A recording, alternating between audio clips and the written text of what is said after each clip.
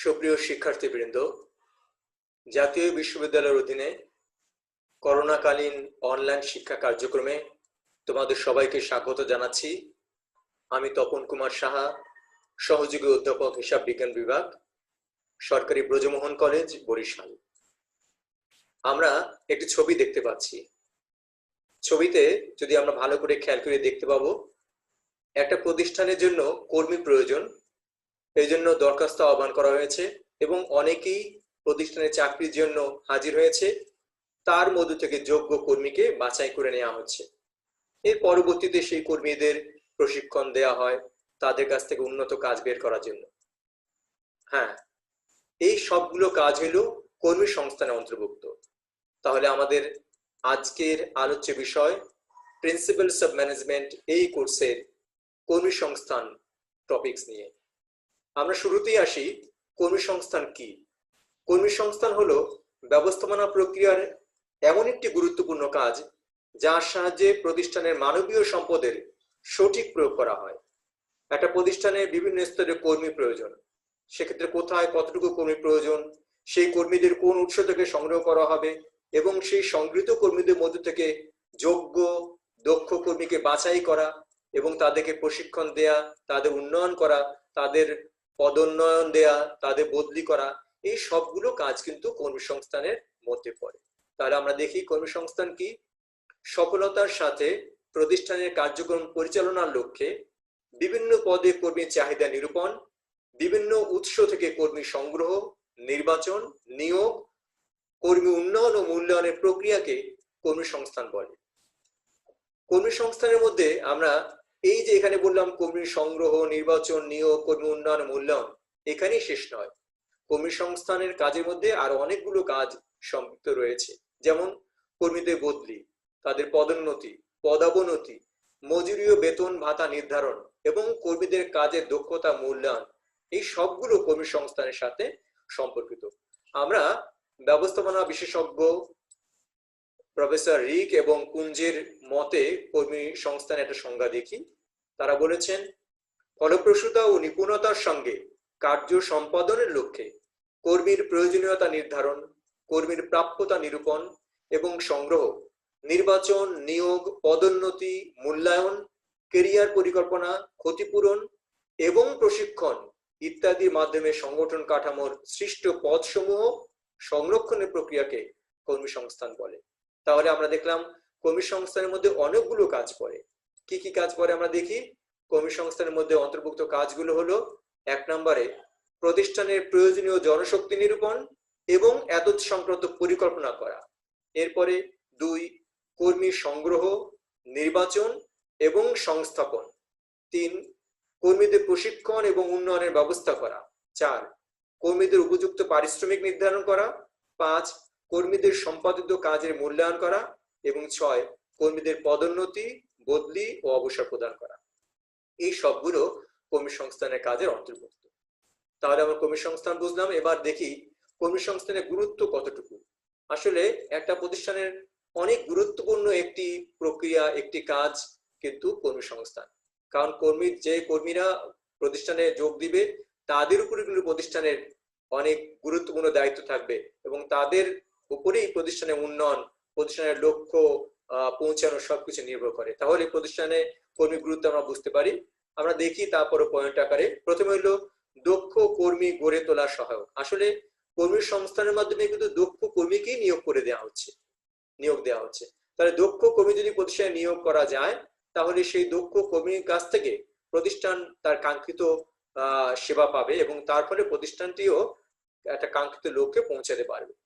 প্রতিষ্ঠানের লক্ষ্য অর্জনের সহায়ক। একটা প্রতিষ্ঠানের যে লক্ষ্য থাকে, আমরা যদি ধরি ব্যবসা প্রতিষ্ঠানের লক্ষ্য মুনাফা অর্জন করা, বা অন্য যে প্রতিষ্ঠানের যে লক্ষ্য থাকুক, সেই লক্ষ্যগুলো বাস্তবায়ন করতে নির্ভর করে কর্মীর উপরে। এখন যত বেশি সঠিকভাবে কর্মী নির্বাচন করা যাবে, নিয়োগ করা যাবে, তত বেশি প্রতিষ্ঠানের সাফল্য আসবে। তাহলে প্রতিষ্ঠানের লক্ষ্য অর্জনে কর্মী সংস্থানের গুরুত্ব আমরা বুঝতে পারি। ব্যবস্থাপনার কার্য পরিচালনায় সহায়তা করে কিন্তু কর্মী সংস্থান। কারণ ব্যবস্থাপনা কার্য পরিচালনা করতে গেলে কি করতে হয়?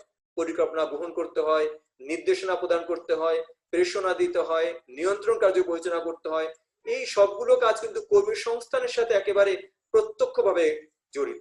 কারণ দক্ষ কর্মী উন্নত পরিকল্পনা প্রণয়ন করতে পারবে এবং তার মাধ্যমে কিন্তু সব কাজ সুশৃঙ্খলভাবে সমাধান হবে এবং প্রতিষ্ঠানের নিয়ন্ত্রণও কিন্তু সহজ হবে কাজের ক্ষেত্রে। তাহলে ব্যবস্থাপনা কার্যাবলী পরিচালনার ক্ষেত্রে কিন্তু কর্মসংস্থান গুরুত্বপূর্ণ ভূমিকা রাখে, সহায়তা করে। প্রতিষ্ঠানের প্রাপ্ত সম্পদের কাম্য ব্যবহার নিশ্চিতকরণ। একটা প্রতিষ্ঠানের যে সম্পদগুলো থাকে সেই সম্পদগুলোকে কিন্তু কাজে লাগাতে হয় এবং কাজে লাগাবে কারা? কর্মীরা। কর্মীদের কিন্তু বলা হয় যে মানব সম্পদই একমাত্র জীবন্ত উপাদান যার সাহায্যে অন্যান্য উপকরণগুলো কিন্তু গতিশীল হয়ে ওঠে। তাহলে প্রতিষ্ঠানের যে অন্যান্য সম্পদ যেগুলো থাকবে সেগুলোকে গতিশীল করবে কে? কর্মীরা। তাহলে এই জন্য আমরা বলতে পারি প্রতিষ্ঠানের প্রাপ্ত সম্পদের কাম্য ব্যবহার নিশ্চিত করার ক্ষেত্রে কর্মসংস্থানের গুরুত্ব রয়েছে। প্রতিষ্ঠানের কর্মী বাহিনীর কাম্য ব্যবহার নিশ্চিতকরণ। এখন দেখো, প্রতিষ্ঠানে বিভিন্ন কর্মীরা আসবে, তাদের শুধু নিয়োগ দিলেই হবে না, তাদের কাছ থেকে তাদের সঠিক ব্যবহার করতে হবে। আর সঠিক ব্যবহার করতে হলে তাদেরকে কিন্তু দক্ষ করে গড়ে তুলতে হয়। এই জন্য তাদেরকে প্রশিক্ষণের ব্যবস্থা করতে হয়, তাদের মনোবলের উন্নয়নের ব্যবস্থা করতে হয় এবং সর্বোপরি এই সব কিছুর মাধ্যমে তাদের কাজের প্রতি আগ্রহী করে তুলতে হয়। তাহলে সেই কাজটাও কিন্তু কর্মী সংস্থানের মধ্যে অন্তর্ভুক্ত। আমরা বলতে পারি তাহলে প্রতিষ্ঠানের কর্মী বাহিনীর কাম্য ব্যবহার নিশ্চিতকরণ। সৌহার্দ্যপূর্ণ পরিবেশ সৃষ্টি। আমরা জানি কর্মী সংস্থানের কাজের মধ্যে কিন্তু এই প্রশিক্ষণ নিয়োগ ছাড়াও কর্মীদের বিনোদন, কর্মীদের ছুটি, তাদের বিশ্রাম, তাদের সামাজিক বীমা, ভবিষ্যৎ তহবিল, এই সবগুলো কিন্তু থাকে। তাহলে এর ফলে কি হয়? কর্মীদের মধ্যে একটা সৌহার্দ্যপূর্ণ পরিবেশ সৃষ্টি হয় প্রতিষ্ঠানের কাজের ক্ষেত্রে। পরিবর্তনশীল প্রযুক্তির সাথে সামঞ্জস্য বিধান। আমরা জানি প্রযুক্তি দ্রুত পরিবর্তন করছে, নতুন নতুন প্রযুক্তি পণ্য আমাদের সামনে আবিষ্কৃত হচ্ছে, আমরা প্রতিষ্ঠানের স্বার্থে সেগুলোকে গ্রহণ করছি। এখন কর্মী সংস্থানের মাধ্যমে যেহেতু কর্মীকে নতুন প্রশিক্ষণ দেওয়া হচ্ছে, তারপরে তারা কিন্তু নতুন প্রযুক্তির সাথে পরিচিত হতে পারছে, অর্থাৎ প্রতিষ্ঠান এখান থেকে সুবিধা পাচ্ছে। তাহলে আমরা কর্মী সংস্থানের গুরুত্ব দেখলাম। এবার দেখব কর্মী সংস্থানের প্রক্রিয়া। কর্মী সংস্থানের প্রক্রিয়া যদি ধরি, প্রক্রিয়াটা শুরু হয় প্রথমে কিন্তু মানব সম্পদ পরিকল্পনা থেকে। মানব সম্পদ পরিকল্পনা কি? একটা প্রতিষ্ঠানের জন্য কি পরিমাণ কর্মী দরকার, সেই কর্মীরা কোথা থেকে আসবে এবং শূন্য পদ কত আছে, কোন যোগ্যতার কর্মী দরকার, সেই সবগুলো চিন্তা ভাবনা করতে হয়। এবং তাছাড়া আমাদের প্রতিষ্ঠানের কোনো সম্প্রসারণ হবে কিনা, বা প্রতিষ্ঠানের বাজার বিশ্লেষণ করতে হয়, বা প্রতিষ্ঠানের কার্যক্রম সংকুচিত হবে কিনা, এই সবগুলো চিন্তা কিন্তু মানব সম্পদ পরিকল্পনার মধ্যে পড়ে। কারণ এইগুলোর মাধ্যমে কিন্তু আমাকে প্রতিষ্ঠানের কর্মী নিয়োগ করতে হবে। তাহলে মানব সম্পদ পরিকল্পনা হয়ে গেল। মানব সম্পদ পরিকল্পনা পরে আমরা কি করব? আমরা পরিকল্পনায় যে পরিকল্পনা করেছি এই পরিমাণ কর্মী সংগ্রহ করতে হবে, সেই কর্মী সংগ্রহের জন্য আমরা কাজ শুরু করব। কর্মী সংগ্রহ হলো প্রতিষ্ঠানের জন্য কর্মীদের, যোগ্য কর্মীদের প্রতিষ্ঠানের কাজে আগ্রহী করা, তাদের প্রতিষ্ঠানের জন্য উৎসাহী করা, তারা যাদের প্রতিষ্ঠানের কাজে এই প্রতিষ্ঠানের নিয়োগ লাভের জন্য এগিয়ে আসে, সেজন্য তাকে উৎসাহিত করা। এই কাজটাকে আমরা বলতেছি কিন্তু কর্মী সংগ্রহ। তাহলে কর্মী সংগ্রহের পরে কি আসবে? কর্মী সংগ্রহের মাধ্যমে কিন্তু অনেকেই প্রতিষ্ঠানে আবেদন করতে চাইবে, কিন্তু আমি সবাইকে এই প্রতিষ্ঠানের কাজের জন্য নিয়োগ দিতে পারবো না। আমাকে এখান থেকে কি করতে হবে? যোগ্য কর্মী নির্বাচন করতে হবে। যোগ্য কর্মী নির্বাচন করে তাদেরকে নিয়োগ দিতে হবে। তাহলে আমরা বলতে পারি কর্মী সংগ্রহের পরেই চলে আসে নির্বাচন, অর্থাৎ আমি যে ধরনের কর্মী চাই সেই ধরনের যোগ্য কর্মী নির্বাচন করব এবং তাদেরকে নিয়োগ করব। এবার পরিচিতিকরণ ও সামাজিকীকরণ। আসলে একজন নতুন কর্মী যখন আসে প্রতিষ্ঠানে, সে তখন একটা নতুন পরিবেশে আসে, তখন কিন্তু সে এই প্রতিষ্ঠান সম্বন্ধে কোনো ধারণা নেই, তার কাজ সম্বন্ধে অনেক সময় কোনো ধারণা থাকে না। তাহলে কি করতে হয়? এমনকি প্রতিষ্ঠানে যারা কর্মরত আছে, তাদের কর্মরত যারা রয়েছে আগের থেকে, তাদের সাথে তার পরিচয় নেই, তারা মালিককেও না চিনতে পারে, যে বসের আন্ডারে তারা কাজ করবে তাকেও না চিনতে পারে।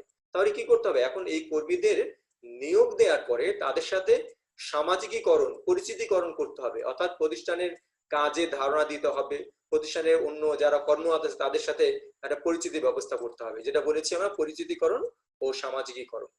এরপরে আসি প্রশিক্ষণ ও উন্নয়ন। এই কর্মী সংগ্রহ করলাম, সেখান থেকে কর্মীদের নিয়োগ দিলাম, পরিচিতিকরণ সামাজিকীকরণ হয়ে গেল, কিন্তু এখানেই শেষ নয়। একজন কর্মীকে যোগ্য করে তুলতে হলে, দক্ষ করে তুলতে হলে তাকে কিন্তু প্রশিক্ষণ দিতে হবে। তাহলে প্রশিক্ষণ দিয়ে কর্মীর উন্নয়ন করাটাও আমরা বলতেছি কর্মী সংস্থান প্রক্রিয়ার মধ্যে পড়ে যায়। এবার আসি দক্ষতা মূল্যায়ন।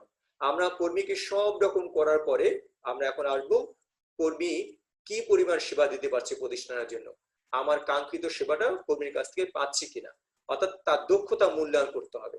সে কাজে কতটুকু দক্ষ বা তার কোথায় ঘাটতি আছে, তাকে সেই অনুযায়ী কিন্তু আমাকে রিওয়ার্ড দিতে হবে।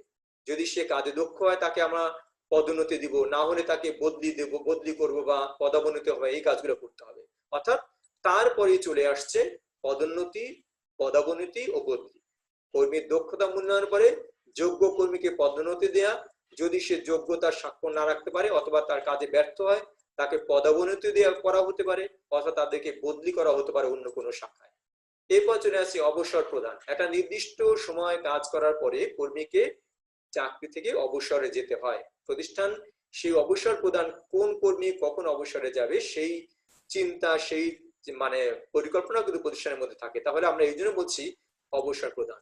এইভাবে আমরা দেখলাম কর্মী সংস্থানের প্রক্রিয়া মানব সম্পদ পরিকল্পনা থেকে শুরু করে কর্মী সংগ্রহ, নির্বাচন ও নিয়োগদান, পরিচিতিকরণ, সামাজিকীকরণ, প্রশিক্ষণ ও উন্নয়ন, কর্মী দক্ষতা মূল্যায়ন, পদোন্নতি, পদোন্নতি, বদলি এবং সবশেষে অবসর প্রদানে গিয়ে শেষ হয়। আমরা কর্মী সংস্থান দেখলাম।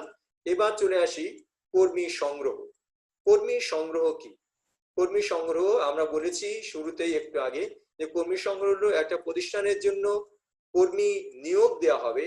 নিয়োগ দিতে হলে সেই প্রতিষ্ঠানে যে কর্মীরা কাজ করবে তাদেরকে প্রথমে প্রতিষ্ঠানের দিকে আগ্রহ সৃষ্টি করতে হবে, তাকে উৎসাহিত করতে হবে এই প্রতিষ্ঠানের কাজের জন্য। সেই প্রতিষ্ঠানের কাজে যাতে তারা আগ্রহী হয়, সেই আগ্রহ সৃষ্টি করার জন্য একটা প্রক্রিয়া কর্মী সংগ্রহ।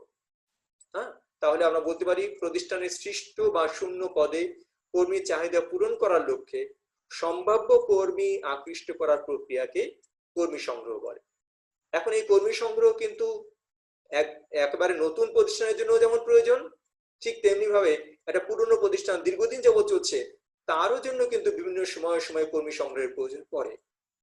তাহলে আমরা বলছি নবপ্রতিষ্ঠিত প্রতিষ্ঠানের জন্য যেমন কর্মী সংগ্রহের প্রয়োজন হয়, তেমনি লব্ধ প্রতিষ্ঠিত প্রতিষ্ঠানেও শূন্য পদ বা নতুন পদ সৃষ্টি করে কর্মী সংগ্রহ করা হয়ে থাকে। কর্মী সংগ্রহ করা হয়ে থাকে। আমরা এবার দেখব কর্মী সংগ্রহের পদক্ষেপগুলো কি কি, কর্মী সংগ্রহ করা হবে কিভাবে, আমরা সেই পদক্ষেপটা দেখি। কর্মী সংগ্রহের প্রক্রিয়াটাকে আমরা এইভাবে দেখতে পারি। প্রথমে হলো বিভাগীয় চাহিদা পত্র, অর্থাৎ প্রতিষ্ঠানে বিভিন্ন বিভাগ থাকে, প্রত্যেকটা বিভাগ থেকে চাহিদা দেওয়া হবে যে তার প্রতিষ্ঠানের জন্য এতজন কর্মী দরকার, এই পদের জন্য কর্মী দরকার, এই যোগ্যতা দক্ষতার কর্মী দরকার। তাহলে প্রথমে সেই কর্মী সংগ্রহ বিভাগের থেকে চাহিদা পত্র পাওয়ার পরে তার পরবর্তীতে কাজ হবে প্রতিষ্ঠান এই কর্মীদের কোন উৎস থেকে নির্ধারণ করবে, নিয়োগ করবে সেটা নির্ধারণ করা, উৎস নির্ধারণ করা।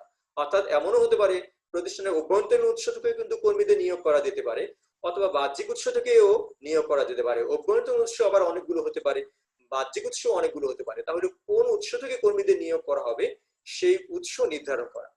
এবার চলে আসি উৎস নির্ধারণ করার পর বিজ্ঞপ্তি প্রদান করতে হবে, বিজ্ঞপ্তি দিয়ে কর্মীদের নিয়োগ করতে হবে। এখন বিজ্ঞপ্তির ক্ষেত্রে আমরা প্রথমে বলতে পারি আনুষ্ঠানিক বিজ্ঞাপন, কর্মী চাই, এই পদের জন্য এই ধরনের কর্মী চাই, এই যোগ্যতা দক্ষতা দরকার, এই পরিমাণ বেতন দেওয়া হবে, এইটা বলে আমরা বিজ্ঞাপন দিতে পারি। এটা আনুষ্ঠানিক হতে পারে, আবার অনানুষ্ঠানিক বিজ্ঞাপন হতে পারে। আমরা ওইভাবে মানে সরাসরি বিজ্ঞাপন আকারে না ছাপিয়ে আমরা কোনো ব্যক্তির মাধ্যমেও তাদেরকে বলতে পারি যে আমার প্রতিষ্ঠানের জন্য এই কর্মী দরকার, এই পদের কর্মী দরকার, আমি এরকম কর্মী চাই, সেটা বলেও কিন্তু কর্মী সংগ্রহ করতে পারি। তাহলে এই জন্য বলা হয়েছে অফিসিয়াল প্রতিনিধির মাধ্যমে অফিসিয়াল প্রতিনিধি সেটাও হতে পারে। এবার আসি বিভিন্ন বাণিজ্যিক উৎস। আসলে কর্মী সংগ্রহে কিন্তু অনেকগুলো উৎস রয়েছে, তার মধ্যে বিভিন্ন বাণিজ্যিক উৎস থেকে কিন্তু কর্মী সংগ্রহ করা যায়। অর্থাৎ বিভিন্ন প্রতিষ্ঠান রয়েছে যারা কর্মী সংগ্রহের কাজ করে, যারা কর্মী সরবরাহ করে, সেই উৎস থেকেও আমরা কর্মী নিয়োগ দিতে পারি। এবার আসি কর্মী সংগ্রহের উৎস কত প্রকার আমরা সেটা দেখি। কর্মী সংগ্রহের উৎসটাকে আমরা প্রধানত দুই ভাগে ভাগ করি, একটা হলো অভ্যন্তরীণ উৎস আর একটা হলো বাহ্যিক উৎস। অভ্যন্তরীণ উৎস আবার অনেকগুলো। অভ্যন্তরীণ উৎস মানে প্রতিষ্ঠানের অভ্যন্তরের যারা কর্মরত তাদের মধ্যে থেকে, অথবা অভ্যন্তরে যারা কর্মরত বা প্রতিষ্ঠানের পরিচিত জন আছে তাদের আত্মীয় স্বজন বন্ধু বান্ধবদেরও নিয়োগ দিতে পারি। বাহ্যিক উৎস প্রতিষ্ঠানের বাইরে থেকে নতুন করে কর্মী নিয়োগ দিতে পারি, তাহলে এটা হলো বাহ্যিক উৎস। অভ্যন্তরীণ উৎস থেকে যেভাবে কর্মী নিয়োগ করা যায়, এক নম্বরে বর্তমান কর্মী পদোন্নতি, অর্থাৎ প্রতিষ্ঠানে কর্মরত একজন কর্মী, তাকে আমরা পদোন্নতি দিয়ে উচ্চতর পদে নিতে পারি। তাহলে এটা হলো বর্তমান কর্মীর পদোন্নতি। এই মাধ্যমেও কিন্তু কর্মী সংগ্রহ বা কর্মী সংগ্রহ হতে পারে। বদলি, আমাদের এক শাখা থেকে আরেক শাখায় বদলি করতে পারি, যে শাখায় কর্মী প্রয়োজন সে শাখায় কর্মী নিয়োগ দিতে পারি আরেকটা শাখা থেকে নিয়ে। তাহলে এভাবে বদলির মাধ্যমেও কিন্তু আমরা কর্মী সংগ্রহ করতে পারি। অবসরপ্রাপ্ত কর্মী, আমাদের প্রতিষ্ঠানে দীর্ঘদিন কাজ করেছেন একজন কর্মী, যাকে আমরা ভালো করে চিনি জানি, তিনি হয়তো বয়সের বাইন্ডিংস এর কারণে এখন অবসরে চলে গেছে, কিন্তু প্রতিষ্ঠান মনে করে যে এই ব্যক্তির কাছ থেকে আরো দীর্ঘদিন সুবিধা পাওয়ার সুযোগ রয়েছে। তিনি যে পরিমাণ শারীরিক সক্ষমতা তার রয়েছে, যে অভিজ্ঞতা দক্ষতা রয়েছে, তাহলে প্রতিষ্ঠান তার কাছ থেকে আরো অনেক সুবিধা পেতে পারে। তো এই চিন্তা করে অবসরপ্রাপ্ত কর্মীকেও কিন্তু নিয়োগ করা যেতে পারে। অবশ্য এবার যাই কর্মী সংগ্রহের অন্যান্য অভ্যন্তরীণ উৎসের মধ্যে কর্মীদের বন্ধু বান্ধব আত্মীয় স্বজন। আমাদের প্রতিষ্ঠানের কর্মরত যে কর্মীরা রয়েছে অনেক সময় তাদের বন্ধু বান্ধব আত্মীয় স্বজনরাও থাকে যারা কাজ করতে আগ্রহী প্রতিষ্ঠানে। তো সেই কর্মীদের মাধ্যমে তাদের বন্ধু বান্ধব বা আত্মীয় স্বজনদের আমরা নিয়োগ দিতে পারি। এবার আসি প্রয়াত কর্মীদের নির্ভরশীল ব্যক্তি। প্রতিষ্ঠানে যারা কর্মরত থাকে তাদের মধ্যে কেউ যদি হঠাৎ করে মারা যান, তাহলে সেই কর্মীর পরিবারের সদস্যকে আমরা নিয়োগ দিতে পারি। এতে করে যেমন সেই পরিবারটার একটা আর্থিক সংস্থানের সুযোগ সৃষ্টি হয়, তেমনি ভাবে এই প্রতিষ্ঠানও মনে করে যে আমরা একটা সামাজিক দায়িত্ব পালন করলাম। তাহলে প্রয়াত কর্মীদের নির্ভরশীল ব্যক্তি যা আছে পরিবারের, তাকে আমরা নিয়োগ দিতে পারি। খণ্ডকালীন বা অস্থায়ী কর্মী, একটা প্রতিষ্ঠানে স্থায়ী কর্মী যেমন থাকে ঠিক তেমনি ভাবে কিন্তু কিছু খণ্ডকালীন কর্মীও কাজ করে। খণ্ডকালীন কর্মীদের মানে একটা নির্দিষ্ট সময় তারা কাজ করে, অথবা অস্থায়ী কর্মীও থাকে যারা কাজ করলে বেতন পায়, এরকম কর্মীও থাকে। বেতন ওইভাবে মাসিক ভিত্তিতে বেতন না, কিন্তু তারা অস্থায়ী ভিত্তিতে আছে। তো এদেরকে আমরা যদি মনে করি দীর্ঘদিন কাজ করার প্রেক্ষিতে যে এই কর্মীরা এখন মোটামুটি দক্ষ হয়ে গেছে, তার কাছ থেকে আমার প্রতিষ্ঠান ভালো সুবিধা পেতে পারে, তাহলে সেরকম খণ্ডকালীন বা অস্থায়ী কর্মীকেও কিন্তু আমি নিয়োগ দিতে পারি। শ্রমিক সংঘের সুপারিশ, দেখো শ্রমিক সংঘ বা শ্রমিক ইউনিয়ন থাকে প্রতিষ্ঠানে অনেক, সেই শ্রমিক সংঘ বলতে পারে যে আমাদের দুই একজন এরকম লোক দরকার, এই লোকটাকে নেওয়া দরকার, তারা এসে অনুরোধ করতে পারে। তাহলে সেই শ্রমিক সংঘের অনুরোধ বা তাদের সুপারিশের মাধ্যমেও কিন্তু আমরা কর্মী নিতে পারি, যেটাকে আমরা বলতেছি শ্রমিক সংঘের সুপারিশ অভ্যন্তরীণ উৎস থেকে। এবার আসি ঊর্ধ্বতন উৎসের মানে অভ্যন্তরীণ উৎসের সর্বশেষ যে উৎসটা, ঊর্ধ্বতন কর্তৃপক্ষের সুপারিশ। প্রতিষ্ঠানের যে ঊর্ধ্বতন কর্তৃপক্ষ আছেন তারাও অনেক সময় কোনো কোনো ব্যক্তির পক্ষে সুপারিশ করতে পারে যে এই লোকটাকে চাকরি দেওয়া যায় কিনা। তো এরকম ঊর্ধ্বতন লোকের কর্তৃপক্ষের কাছ থেকে সুপারিশের মাধ্যমে কর্মী নিয়োগ করা যেতে পারে। এবার যাই আমরা বাহ্যিক উৎস। বাহ্যিক উৎস সাধারণত প্রথমে কি করতে হয়, একটা বিজ্ঞাপন দিতে হয়। তাহলে বাহ্যিক উৎসের থেকে আমরা প্রথমে বলেছি বিজ্ঞাপন দেওয়া। বিজ্ঞাপনের মাধ্যমে আমরা জানিয়ে দেবো আমাদের প্রতিষ্ঠানের এই কর্মী দরকার, এই যোগ্যতা দরকার, তারপরে আমাদের যা যা টার্মস আছে সেগুলো আমরা উল্লেখ করে দিব, সেভাবে করে আমরা বিজ্ঞাপনের মাধ্যমে কর্মী সংগ্রহ করতে পারি। এবার চাকরির সন্ধানী ব্যক্তিবর্গ। প্রতিষ্ঠানে অনেক সময় বিভিন্ন লোক প্রতিষ্ঠানের চাকরির জন্য খোঁজ করে, চাকরি চায় তারা। তো এরকম যদি চাকরি সন্ধানের কোনো ব্যক্তি থাকে তাদেরকে কিন্তু আমরা সেই চাকরি সন্ধানী ব্যক্তিবর্গকে কিন্তু আমরা চাকরি দিতে পারি। অর্থাৎ যারা প্রতিষ্ঠানে বিভিন্ন সময় খোঁজ করে গেছে এই প্রতিষ্ঠানে কোনো শূন্য পদ আছে কিনা, চাকরি দেওয়া যায় কিনা, তাদের মধ্যে থেকে আমরা তাদের নাম লিখে রাখলাম, মোবাইল নাম্বার লিখে রাখলাম, আমাদের যখন প্রয়োজন তখন তাদের কাছ থেকে তাদেরকে আমরা প্রতিষ্ঠানে নিয়োগ দিতে পারি। এবার আসি এর পরবর্তীতে শিক্ষা প্রতিষ্ঠান। শিক্ষা প্রতিষ্ঠান অর্থাৎ কলেজ বিশ্ববিদ্যালয় বিভিন্ন জায়গায় যারা শিক্ষা লাভ করে একসময় তারাই বিভিন্ন জায়গায় কিন্তু চাকরি করবে।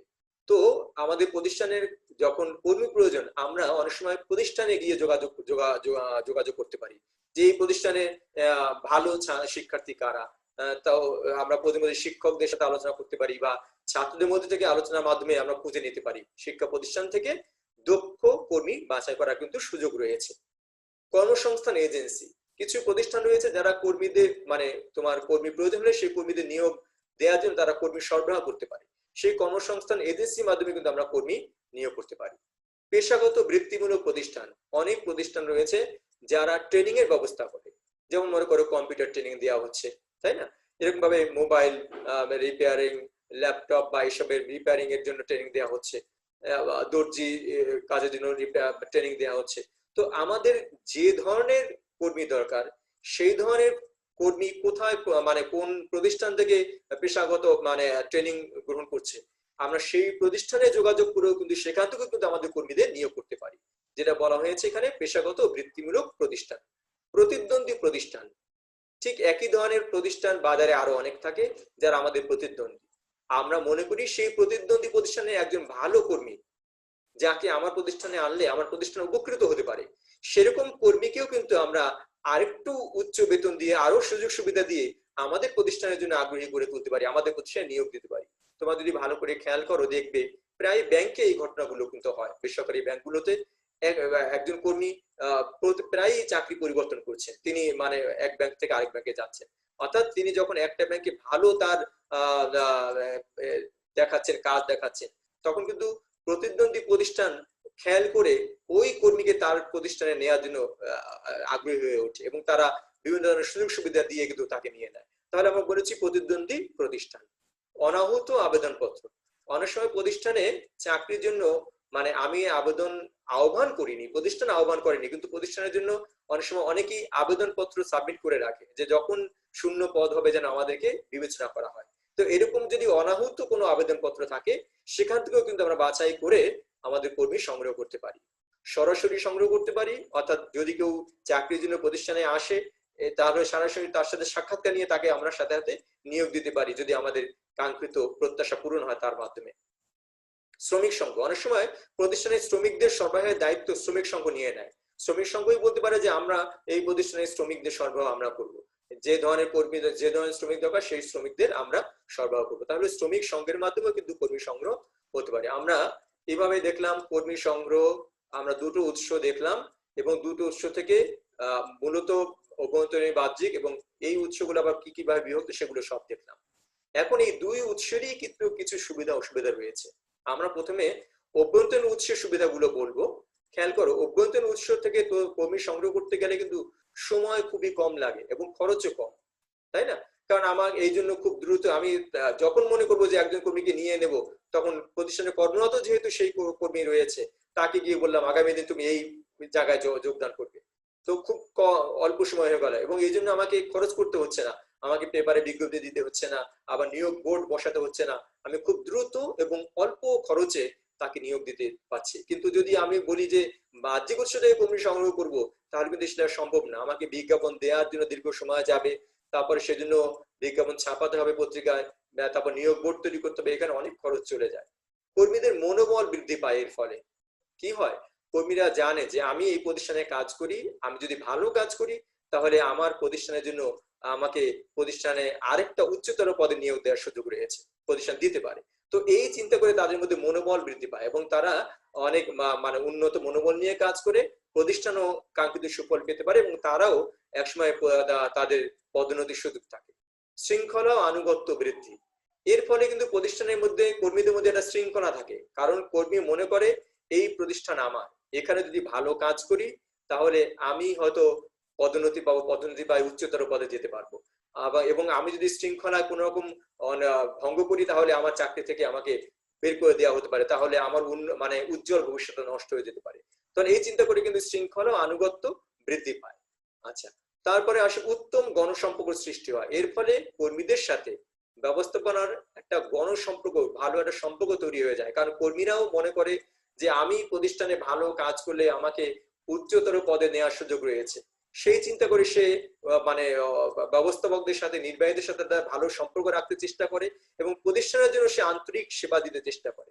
এর ফলে প্রতিষ্ঠানের সাথে এবং ব্যবস্থাপকদের সাথে, নির্বাহীদের সাথে তার একটা ভালো সম্পর্ক সৃষ্টি হয়। উত্তম নির্বাচনে সহায়ক হয়। আসলে আমি যদি অভ্যন্তরীণ উৎস থেকে কর্মী সংগ্রহ করি, আমি জানি আমি যে কর্মীকে নিচ্ছি তাকে অনেকদিন যাবত দেখছি, সে কি ধরনের কর্মী, তার চারিত্রিক বৈশিষ্ট্য জানি, তার কাজের দক্ষতা জানি, এই সবগুলো জেনে আমি কিন্তু একজন ভালো কর্মীকে নিয়োগ করতে পারছি। প্রশিক্ষণ সুবিধা লাভ, আসলে আমি যদি নতুন একজন কর্মীকে নিয়োগ দিই বাহ্যিক উৎস থেকে, তাকে ট্রেনিং দিতে হবে, ট্রেনিং দেওয়াও একটা দীর্ঘ সময়ের ব্যাপার, এখানেও একটা খরচের বিষয় থাকে। কিন্তু যদি আমি আমার প্রতিষ্ঠানের অভ্যন্তরীণ উৎস থেকে কর্মী সংগ্রহ করি তাহলে আমার তাকে কিন্তু প্রশিক্ষণ দিতে হচ্ছে না, প্রশিক্ষণের সুবিধাটা আমি পাচ্ছি, প্রশিক্ষণ না দিয়ে আমি তার কাছ থেকে সেবা নিতে পারছি। সততা ও নির্ভরশীলতা বৃদ্ধি পায় এর ফলে, কারণ আমার প্রতিষ্ঠানে যিনি আছেন তাকে আমি ভালো করে জানি, তার সে কতটুকু সৎ সেটা জানি, সৎ হলেই তো তাকে আমি মানে পদোন্নতি দিব বা তাকে আরেকটা পদে নিয়োগের সুপারিশ করব। এখন যদি সৎ না হয় তাহলে তো করবো না। অর্থাৎ আমি এখানে সততার মানে কর্মীরা যেমন সৎ হওয়ার সুযোগ পাচ্ছে, মানে উৎসাহী হচ্ছে, ঠিক তেমনি ভাবে কিন্তু আমি একজন সৎ কর্মীকে নিয়োগ করার সুযোগ পাচ্ছি এবং প্রতিষ্ঠানও তার উপর নির্ভর করতে পারছে। শ্রম ঘূর্ণায়মানতা হ্রাস, হ্যাঁ, যদি আমি আমার প্রতিষ্ঠানের শ্রমিককে এখানে প্রতিষ্ঠানের কর্মীকে আরেকটা পদে দিই, তাহলে এই কর্মীকে তার পরবর্তীতে অন্য প্রতিষ্ঠানে যাওয়ার জন্য ঘুরে বেড়াতে হয় না। অর্থাৎ কর্মী মনে করে আমার আমার এখানে পদ ফিক্সড না, আমি এখানে যদি ভালো সেবা দিতে পারি আমার উন্নত উচ্চতর পদে যাওয়ার সুযোগ রয়েছে। তো সে সেই ক্ষেত্রে কি করবে, আন্তরিকতা নিয়ে কাজ করবে এবং তার ফলে তার বারবার ঘুরে ঘুরে বিভিন্ন জায়গায় চাকরির জন্য চেষ্টা করতে হবে না। আমরা এবার বাহ্যিক উৎস থেকে কর্মী সংগ্রহের যে সুবিধাগুলো সেগুলো একটু খেয়াল করি। প্রথমেই আসি জ্ঞান অভিজ্ঞতার সংমিশ্রণ। আসলে আমরা বলি যে কর্মী, নতুন যিনি কর্মী আসেন কিন্তু নতুন নতুন জ্ঞান নিয়ে কিন্তু তিনি আসেন। তিনি একেবারে বর্তমান সময়ে আপ টু ডেট বিভিন্ন তথ্য তার জানা থাকে, প্রযুক্তির জ্ঞান তার জানা থাকে। তাহলে এই সবগুলো জানার প্রেক্ষিতে যদি আমি একজন নতুন কর্মীকে নিয়োগ দিতে পারি বাইরে থেকে, তার সাথে আমার প্রতিষ্ঠানের অভিজ্ঞ কর্মীর একটা সংমিশ্রণ হবে, তাহলে জ্ঞান ও অভিজ্ঞতার একটা সংমিশ্রণের সুযোগ থাকে যদি আমি বাহ্যিক উৎস থেকে কর্মী সংগ্রহ করি। প্রশাসনিক জটিলতা হ্রাস। আসলে আমি যদি অভ্যন্তরীণ উৎস থেকে কর্মী সংগ্রহ করি তাহলে অনেকগুলো প্রশাসনিক কাজ করতে হবে, সেই কাজের মধ্যে কিন্তু অনেক ঝামেলা সৃষ্টির সম্ভাবনা থাকে, কিন্তু এক্ষেত্রে সেই ঝামেলাটা নেই। আমরা বলতে পারি প্রশাসনিক জটিলতা হ্রাস পায়। সম্ভাবনাময় কর্মী সংগ্রহ করতে পারি আমরা। আসলে আমাকে চিন্তা করতে হবে, আমি যদি এভাবে অভ্যন্তরীণ উৎস থেকে কর্মী সংগ্রহ করতে থাকি তাহলে আমি নতুন কর্মী পাচ্ছি না, যে নতুন জ্ঞান নিয়ে আসছে, নতুন ধ্যান ধারণা নিয়ে আসছে তাকে পাচ্ছি না। কিন্তু যদি একজন নতুন কর্মীকে নিয়োগ করা হয়, এই কর্মী দীর্ঘদিন আমার প্রতিষ্ঠানে থাকবে, তার সে একসময় প্রতিষ্ঠানের একটা উচ্চতর জায়গায় চলে যাবে, তাহলে তার মধ্যে আমি সম্ভাবনায় কর্মী খুঁজে বের করতে পারবো। কিন্তু যদি আমি নতুন কর্মীকে নিয়োগ না দিই, পুরনোদের উপরে নির্ভর করি, তাহলে আমার সম্ভাবনাময় কর্মী সংগ্রহ ব্যাঘাত ঘটবে। চাহিদা ভিত্তিক কর্মী সংগ্রহ। হ্যাঁ, আমি যদি অভ্যন্তরীণ উৎস থেকে কর্মী সংগ্রহ করি তাহলে আমার কিন্তু একটা মানে সীমিত গণ্ডি হয়ে গেল, আমার কর্মীরা যা আছে তাদের মধ্যে থেকে বাছাই করতে হচ্ছে। আমি এর বাইরায় আমি যে ধরনের আরো একটু বেটার যদি সার্ভিস চাই সেই কর্মী কিন্তু আমি পাবো না। তো সেই ক্ষেত্রে বলা হচ্ছে যদি আমি চাহিদা মতো সুবিধা পেতে চাই, চাহিদা ভিত্তিক সুবিধা পেতে চাই, তাহলে আমাকে বাহ্যিক উৎস থেকেই কর্মী সংগ্রহ করা উচিত। কর্মোদ্যোগ সৃষ্টি। নতুন কর্মীরা নতুন উদ্দীপনা নিয়ে প্রতিষ্ঠানে কাজে আসে, তার ফলে প্রতিষ্ঠানে কর্মোদ্যোগ তাদের মধ্যে থাকে, প্রতিষ্ঠানও সেখান থেকে সুবিধা পেতে পারে। প্রশিক্ষণ সুবিধা লাভ। আমরা বলি যে যদি নতুন কর্মী আসে, সে নতুন জ্ঞান নিয়ে আসে, নতুন প্রযুক্তির ধারণা তার মধ্যে থাকে, কিন্তু আমি যদি একজন পুরাতন কর্মীকে নিয়োগ দিতে চাই তাকে হয়তো প্রশিক্ষণ দিতে হবে, তাকে প্রযুক্তিগত প্রশিক্ষণ দিতে হবে, অনেক কিছু প্রশিক্ষণ দিয়ে তাকে সেই জায়গায় নিতে হবে। আর আমি যখন নতুন কর্মী নিয়োগ দেবো তখন আমি যাচাই করে নিব আমি যে ধরনের কর্মী চাই, যে যোগ্যতা চাই, সেই যোগ্যতা মাফিক কর্মীকে কিন্তু আমি এখানে নিয়ে নিচ্ছি। তাহলে এক্ষেত্রে কিন্তু আমার প্রশিক্ষণের জন্য আর ঝামেলা দিতে হচ্ছে না। দৃষ্টিভঙ্গির পরিবর্তন। আসলে দীর্ঘদিন যারা কাজ করে একটা প্রতিষ্ঠানে তাদের দৃষ্টিভঙ্গি অনেকটা সেকেলে হয়ে যায়, তারা আধুনিকতার সাথে মিশতে পারে না, তারা গতানুগতিকতা নিয়ে পড়ে থাকে, মনে করে সবসময় যেটা আছে সেটাই ভালো, উন্নত কোনো বিষয়কে তারা গ্রহণ করতে পারে না, তাদের মানসিকতা সেভাবে থাকে না। কিন্তু যে আমি যদি নতুন কর্মীকে নিয়োগ দিই তাহলে তার মাধ্যমে দৃষ্টিভঙ্গির পরিবর্তন হতে পারে, তার সেই নতুন দৃষ্টিভঙ্গি নিয়ে আমার প্রতিষ্ঠানও কাঙ্ক্ষিত জায়গায় এগিয়ে যেতে পারে। কর্মসংস্থান ও শূন্য পদ পূরণের সহায়ক হয়। নতুন কর্মী নিয়োগ হলে কি হবে, নতুন নতুন কর্মসংস্থান সৃষ্টি হচ্ছে এবং শূন্য পদ পূরণের সহায়ক হচ্ছে। অর্থাৎ আমি যদি দেখো যদি পুরনো কর্মীকে নিয়োগ দিই তাহলে কিন্তু আমার আরেকটা পদ শূন্য হয়ে যাচ্ছে, সেখানে কিন্তু আবার আরেকজনকে নিয়োগ দিতে হচ্ছে, অর্থাৎ শূন্য পদ থেকেই যাচ্ছে। আর আমি যদি মানে বাহ্যিক উৎস থেকে কর্মী নেই তাহলে কিন্তু আমার আর পদ শূন্য হচ্ছে না, আমি শূন্য পদটা পূরণ করছি এর মাধ্যমে। তাহলে কর্মসংস্থান যেমন হচ্ছে, আমার শূন্য পদ পূরণেরও সুযোগ সৃষ্টি হয়ে যাচ্ছে। এবার আসি কর্মী নির্বাচন। কর্মী নির্বাচন হলো কি, এই যে কর্মী সংগ্রহ করলাম আমরা, এই সংগৃহীত কর্মীদের তো সবাইকে আমি নিয়োগ দিব না, আমি এখান থেকে বাছাই করব, তাই না? আমি বাছাই করব কে সবচেয়ে বেশি দক্ষ, সেই দক্ষ ব্যক্তিকে, যোগ্য ব্যক্তিকে আমার প্রতিষ্ঠানের জন্য নিয়োগ দেবো। তাহলে সেই কাজটাকে আমরা বলেছি কর্মী নির্বাচন। অর্থাৎ কর্মী নির্বাচন হলো কর্মী সংস্থানের দ্বিতীয় ধাপ। প্রথম ধাপে আমরা বলেছি কর্মী সংগ্রহ, এরপরে কর্মী নির্বাচন। দেখো কর্মী নির্বাচনের মধ্যে আরো কি বলতে পারি আমরা, কর্মী সংগ্রহ প্রক্রিয়ার মাধ্যমে প্রতিষ্ঠানের অভ্যন্তরীণ বা বাহ্যিক উৎস থেকে শূন্য পদ পূরণের জন্য সংগৃহীত প্রার্থী বা আবেদনকারীদের মধ্য থেকে সঠিক ব্যক্তিকে সঠিক পদে নিয়োগের উদ্দেশ্যে চূড়ান্তভাবে বাছাই করার প্রক্রিয়াকে কর্মী নির্বাচন বলে। আচ্ছা, তাহলে প্রতিষ্ঠানের সৃষ্ট বা শূন্য পদে যোগ্যতা সম্পন্ন কর্মী নিয়োগই কর্মী নির্বাচনের মুখ্য উদ্দেশ্য। মুখ্য উদ্দেশ্য কি, যোগ্য সম্পন্ন যোগ্যতা সম্পন্ন কর্মীকে নিয়োগ দেওয়া, প্রতিষ্ঠানে যে শূন্য পদ আছে বা সৃষ্ট পদ আছে সেই পদে। এখন দেখো, কর্মী নির্বাচন মধ্যে আমাকে তাহলে শুধু কর্মী নিয়োগই বলবো, সেখানে কি আমাদের সীমাবদ্ধ হয়ে যাব? তা না। কর্মী নির্বাচন বলতে শুধু নতুন কর্মী নিয়োগই বোঝায় না। নতুন কর্মী নিয়োগ যেমন বোঝায়, পুরাতন কর্মীদের পদোন্নতিও কিন্তু আমাদের কর্মী নির্বাচনের মধ্যে পড়ে যায়। আমরা কাকে পদোন্নতি দেবো সেই কর্মীকে নির্বাচন করা। এবার বদলি, কোন কর্মীকে বদলি করতে হবে, কোথায় বদলি করতে হবে, সেইটা কর্মী নির্বাচনের মধ্যে পড়ে যায়। পদাবনতি, যেমন পদোন্নতি দিলাম মূল্যায়ন করে, এরকম পদাবনতিও হতে পারে, সেটা আমাদের কর্মী নির্বাচনের মধ্যে পড়ে গেল।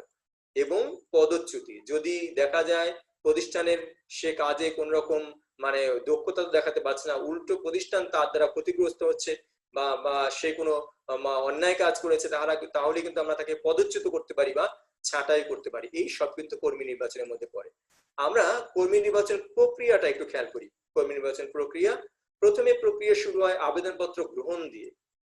একটা প্রতিষ্ঠানের কর্মী নির্বাচনের প্রক্রিয়াটা প্রথম শুরু হবে কি, আবেদনপত্র গ্রহণ করতে হবে। অর্থাৎ আমরা যে ধরনের প্রতিষ্ঠানে যে ধরনের কর্মী চাই, সেই কর্মীদের জন্য আমরা যোগ্যতা একটা মাপকাঠি দিয়ে দেবো। সেই মাপকাঠির মধ্যে যারা পড়ে তাদের কাছ থেকে আমরা আবেদনপত্র গ্রহণ করবো। এক্ষেত্রে আমরা চাইবে কিন্তু অনেক বেশি বেশি আবেদন করুক, অর্থাৎ বেশি লোককে আমরা আবেদন করার জন্য উৎসাহী করব। এরপরে আবেদনপত্র বাছাই। আবেদনপত্র বাছাই করতে হবে কেন? এখানে আবেদনপত্র যখন গ্রহণ করব, তার মধ্যে অনেকেই দেখা যাবে আমি যে ক্রাইটেরিয়া দিয়েছি সেই ক্রাইটেরিয়া পড়ে না, তাই না? অথবা আবেদনপত্রে তাদের আবেদনে অনেক ভুল রয়েছে, ত্রুটি রয়েছে। তো সেইখান থেকে আমাদের বাছাই করতে হবে। বাছাই করে আমাদের যারা আমাদের এই ক্যাটাগরির মধ্যে পড়ে তাদেরকে কিন্তু আমরা ফেরত দিয়ে দেবো। অর্থাৎ পরবর্তী কাজটা হলো আমাদের প্রত্যাখ্যান করা। কাদের প্রত্যাখ্যান করা? যারা আমাদের এই যোগ্যতা, এই আমরা যে মাপকাঠি দিয়েছি সেই মাপকাঠির মধ্যে পড়ে নাই, সেই তাদেরকে আমরা এখান থেকে প্রত্যাখ্যান করে দেব। এরপর প্রত্যাখ্যান করার পরে যারা রয়ে গেল, তাদের নিয়ে আমরা পরবর্তী কাজ অর্থাৎ নিয়োগ পরীক্ষা নেওয়া হবে। তাদের নিয়ে আমরা একটা নিয়োগ পরীক্ষা নেব। নিয়োগ পরীক্ষা নিব এখান থেকে আমরা বাছাই করবো যোগ্য কর্মীকে, সেদিন আমরা নিয়োগ পরীক্ষা নেব। এই পরীক্ষার মাধ্যমে যারা পরীক্ষা উত্তীর্ণ হবে না, তাদেরকে আমরা কি করব? প্রত্যাখ্যান করব। তাদেরকে আমরা প্রত্যাখ্যান করব। আর যারা পরীক্ষা উত্তীর্ণ হবে তাদেরকে আমরা পরবর্তী ধাপের জন্য রেখে দিব। অর্থাৎ এদেরকে আমরা প্রত্যাখ্যান করে দিলাম, আর যারা পরীক্ষা উত্তীর্ণ তাদের পরবর্তী ধাপের জন্য রেখে দিলাম। এরপরে সাক্ষাৎকার নিব। অর্থাৎ নিয়োগ পরীক্ষা হওয়ার পরে আমাকে একটা সাক্ষাৎকারের মধ্যে আবার আরেক ধরনের বাছাই করতে হবে, আরেকটা বাছাই করতে হবে।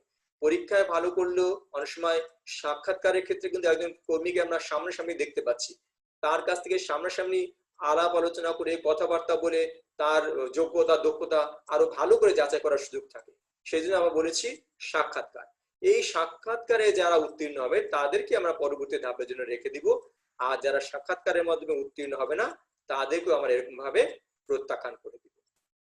এবার আসি সাক্ষাৎকারের পরে মনস্তাত্ত্বিক পরীক্ষা, সাইকোলজিক্যাল টেস্ট হবে এই কর্মীদের নিয়ে। তার মানে বিহেভিয়ার কি ধরনের, তার টেন্ডেন্সি কি ধরনের, এই সবগুলো কিন্তু আমরা যাচাই বাছাই করবো একটা মনস্তাত্ত্বিক পরীক্ষার মাধ্যমে। এখানে যারা মনস্তাত্ত্বিক পরীক্ষা উত্তীর্ণ হবে তারা থেকে যাবে পরবর্তী ধাপের জন্য, এবং যারা উত্তীর্ণ হবে না তাদেরকে আমরা আবার এরকম ভাবে প্রত্যাখ্যান করব। এরপরে মনস্তাত্ত্বিক পরীক্ষার পরেই আমাদের আসবে পরবর্তী ধাপ, অর্থাৎ পূর্ব ইতিহাস অনুসন্ধান। অর্থাৎ আমরা যারকে একদম প্রথমে আবেদনপত্র গ্রহণের পরে বাছাই করলাম, নিয়োগ পরীক্ষা নিলাম, সেখান থেকে সাক্ষাৎকার নিলাম, মনস্তাত্ত্বিক পরীক্ষা নিলাম, পূর্ব ইতিহাস অনুসন্ধান করবো এখন এদের। কারণ এই কর্মীরা, এই যাদেরকে আমরা নিয়োগ দিতে যাচ্ছি, তাদের অতীত ইতিহাস কি, অর্থাৎ তারা মানে ব্যক্তি চরিত্রে কিরকম, তাদের অতীতে কোনো খারাপ রেকর্ড রয়েছে কিনা, তারা কোনো অন্যায় আইন শৃঙ্খলা বহির্ভূত কাজ করেছে কিনা, সামাজিক কোনো অপরাধ করেছে কিনা, সেই ইতিহাসগুলো তাদেরকে যাচাই করতে হবে। যাচাই করে এখান থেকে যাদের বিরুদ্ধে কোনো এলিগেশন থাকবে না, যাদের যোগ্য মনে হবে, তাদেরকে আমরা পরবর্তী ধাপের জন্য রেখে দিব। আর যাদের বিরুদ্ধে এরকম কোনো অভিযোগ পাওয়া যাবে, সামাজিক মানে অনাচারের বিরুদ্ধে, অনাচার বা আইন শৃঙ্খলা যারা অবনতি করেছে বা আইন শৃঙ্খলা বিঘ্ন ঘটিয়ে কোনো কাজ করেছে, এরকম কোনো অভিযোগ পাওয়া গেলে তাদেরকে আমরা এখান থেকে কি করব? প্রত্যাখ্যান করে দিব। এরপরে আমরা আসি প্রাথমিক নির্বাচন করব। এদের মধ্যে থেকে একটা প্রাথমিক নির্বাচন করব, এদেরকে আমরা রেখে দেবো নিয়োগের জন্য প্রাথমিক নির্বাচন করার পরে। এবং প্রাথমিক নির্বাচন করার পরে কিছু কর্মীকে পরবর্তীতে নিয়োগ দেবো, বাকিদের কিন্তু প্রত্যাখ্যান করা হবে আপাতত। এখন খেয়াল করো, এরপরে কি করবো? প্রাথমিক নির্বাচনের পরে স্বাস্থ্য পরীক্ষা আয়োজন করা হবে। অর্থাৎ সব ঠিক থাকার পরও সে মানে তার স্বাস্থ্যগত কোনো দুর্বলতা রয়ে গেছে কিনা, কোনো রোগ রয়ে গেছে না বিশেষ কোনো, যেটার ফলটা প্রতিষ্ঠানের জন্য ক্ষতিগ্রস্ত হতে পারে, সেগুলো তাকে একটা মেডিকেল টেস্টের মাধ্যমে সেখান থেকে যাচাই করা হবে, যেটা বলেছি আমরা স্বাস্থ্য পরীক্ষা। এই স্বাস্থ্য পরীক্ষায় যারা উত্তীর্ণ হবে তাদেরকে আমরা রেখে দেবো পরবর্তী ধাপের জন্য, আর এখান থেকে যারা স্বাস্থ্য পরীক্ষায় অনুত্তীর্ণ হবে তাদেরকে আমরা আবার এভাবে প্রত্যাখ্যান করব।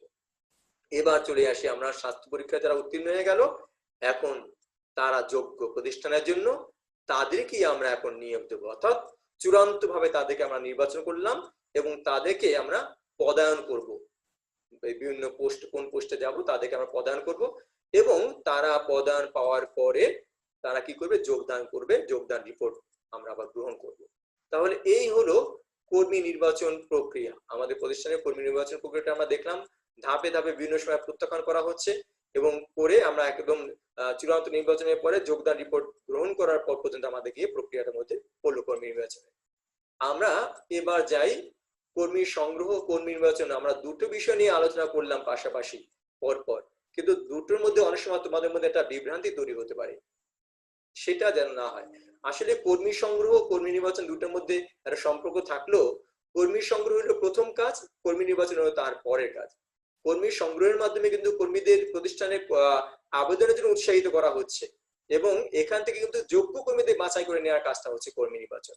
তারপরে আমরা দেখি এখানে দেখো, কর্মী সংগ্রহ হচ্ছে শূন্য পদের জন্য যোগ্য কর্মী খুঁজে বের করা এবং আবেদন করতে উৎসাহী করা। এখানে শুধু উৎসাহী করা হচ্ছে আবেদন করার জন্য। আর কর্মী নির্বাচন কি? কর্মী নির্বাচন হচ্ছে আবেদনকারীদের মধ্যে থেকে যোগ্যতম কর্মীদের বাছাই করা।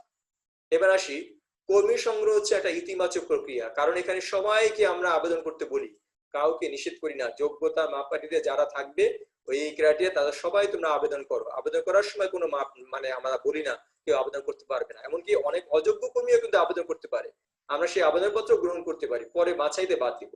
কিন্তু কর্মী নির্বাচন হচ্ছে একটি নেতিবাচক প্রক্রিয়া, এখান থেকে কিন্তু যোগ্যদের রেখে অযোগ্যদের বাদ দিয়ে দেওয়া হচ্ছে, তার মানে এটা একটা নেতিবাচক প্রক্রিয়া আমরা বলেছি। খেয়াল করে এরপরে কেবলমাত্র শূন্য ও সৃষ্ট পদ সমূহে নিয়োগদানের লক্ষ্যে কর্মী সংগ্রহ করা হয়ে থাকে। কর্মী সংগ্রহ করা হয় কি শূন্য পদে আর সৃষ্ট পদে নিয়োগদানের জন্য। আর পদোন্নতি, প্রশিক্ষণ, বদলি, কর্মচ্যুতি ইত্যাদির জন্য কর্মী নির্বাচন করাও কিন্তু আমাদের নির্বাচন প্রক্রিয়ার অন্তর্ভুক্ত। তাহলে আমরা এখান থেকে কর্মী সংগ্রহ, কর্মী নির্বাচন দুটো পাশাপাশি আলোচনা করে একটা ধারণা পেলাম আশা করি। এরপরে আমরা চলে আসি প্রশিক্ষণ। প্রশিক্ষণ একটা প্রতিষ্ঠানে আমরা বললাম কর্মীদের নিয়োগ করা হচ্ছে, নিয়োগের পরে কিন্তু সেই কর্মীকে যোগ্য করে তুলতে হবে। যোগ্য করার জন্য যে কাজটা করা হচ্ছে সেগুলো তাকে প্রশিক্ষণ দেওয়া হচ্ছে। প্রশিক্ষণের মাধ্যমে কর্মীকে বিভিন্ন কাজে পারদর্শী করে তোলা হচ্ছে এবং সে পারদর্শী হলে আলটিমেটলি কিন্তু আমাদের প্রতিষ্ঠানই তার দ্বারা উপকৃত হবে, তাই না? সেই জন্য আমরা বলছি এখানে প্রশিক্ষণ। তাহলে প্রশিক্ষণ হচ্ছে এটি সংগঠিত ধারাবাহিক শিক্ষাদানের প্রক্রিয়া, যার মাধ্যমে কর্মীদের কারিগরি ও আচরণগত এবং কর্মসম্পাদনের দক্ষতা ও উৎকর্ষতা বৃদ্ধি পায়। আসলে প্রশিক্ষণের মাধ্যমে কর্মীদের বিভিন্ন ধরনের দক্ষতা কিন্তু উন্নত করার চেষ্টা করা হয়। সেখানে যেমন কারিগরি দক্ষতা চিন্তা করা হয়, তার আচরণগত দক্ষতা চিন্তা করা হয়, একটা কাজের যাতে দক্ষতার সাথে সম্পন্ন করতে পারে সেই চেষ্টাও করা হয়। এই সবকিছু মিলেই কিন্তু প্রশিক্ষণ। কর্মীদের কাজে উৎসাহ বৃদ্ধি, পেশাগত জ্ঞান ও দক্ষতা বৃদ্ধি এবং মনোভাব ও আচরণ পরিবর্তনের জন্য শিক্ষাদানের প্রক্রিয়াকে প্রশিক্ষণ করে। আমরা সেটাই বলেছি এখানে, উৎসাহ বৃদ্ধি, ট্রেনিং এর ফলে উৎসাহ বৃদ্ধি পায়, পেশাগত জ্ঞান ও দক্ষতা বৃদ্ধি, তাদের মনোভাব ও আচরণের কিন্তু ইতিবাচক পরিবর্তনের জন্য কিন্তু ট্রেনিংটা প্রয়োজন। তাদের মনোভাব বা আচরণের একটা ইতিবাচক পরিবর্তন হয় ট্রেনিং এর মাধ্যমে। প্রশিক্ষণ কর্মীদের কার্যক্ষেত্রে দক্ষতা বৃদ্ধি করে এবং প্রতিষ্ঠানের উৎপাদন ও উৎপাদিকা শক্তি বৃদ্ধিতে সহায়তা করে। কি করে প্রশিক্ষণ? প্রশিক্ষণ কর্মীদের কিন্তু দক্ষতা বৃদ্ধি করে। আর প্রতিষ্ঠানের কি করে? প্রতিষ্ঠানের উৎপাদন বা উৎপাদিকা শক্তি বাড়াতে সাহায্য করে কিন্তু প্রশিক্ষণ। তাহলে আমার প্রশিক্ষণের উদ্দেশ্যটা একটু খেয়াল করি। প্রশিক্ষণের উদ্দেশ্য প্রথমে হলো প্রতিষ্ঠান সম্পর্কে পরিচিতি করানো। একটা প্রতিষ্ঠানের যে কর্মীরা আসবে তারা প্রতিষ্ঠানের রীতিনীতি, কার্যক্রম ইত্যাদি সম্পর্কে তাদের জানতে হয়। নতুন কর্মীদের বিশেষ করে এই প্রতিষ্ঠানের পরিচিতি করানোর জন্য একটা প্রশিক্ষণের প্রয়োজন। তাহলে প্রশিক্ষণ কি করে? প্রতিষ্ঠান সম্পর্কে কর্মীদের পরিচিত করে। কর্মদক্ষতা বৃদ্ধি, আসলে নতুন নতুন কার্য পদ্ধতি সম্পর্কে জ্ঞান দান করা হয় কিন্তু প্রশিক্ষণের মাধ্যমে এবং তাদেরকে এর মাধ্যমে কর্মীকে আধুনিকায়ন করা হয় এবং তাদেরকে দক্ষ করে গড়ে তোলা হয়। কিন্তু পরিবর্তন সম্পর্কে জ্ঞান দান, আমরা বলেছি অনেকবারই যে আসলে প্রযুক্তির পরিবর্তন হচ্ছে, দৃষ্টিভঙ্গির পরিবর্তন হচ্ছে, তাই না?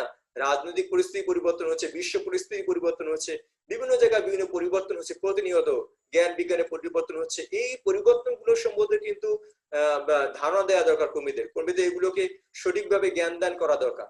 আর সেই জ্ঞান দেওয়ার জন্য কিন্তু প্রশিক্ষণ আয়োজন করা হয়। তাহলে প্রশিক্ষণে এটা একটা উদ্দেশ্য। কর্মীকে সক্রিয়করণ, আসলে কর্মী কাজ করতে করতে একঘেয়ে হয়ে যায়, প্রশিক্ষণের মাধ্যমে তার সেই একঘেয়েমি মানে চলে যায় এবং তার ফলে সে সক্রিয় হয়ে উঠছে কাজ করতে।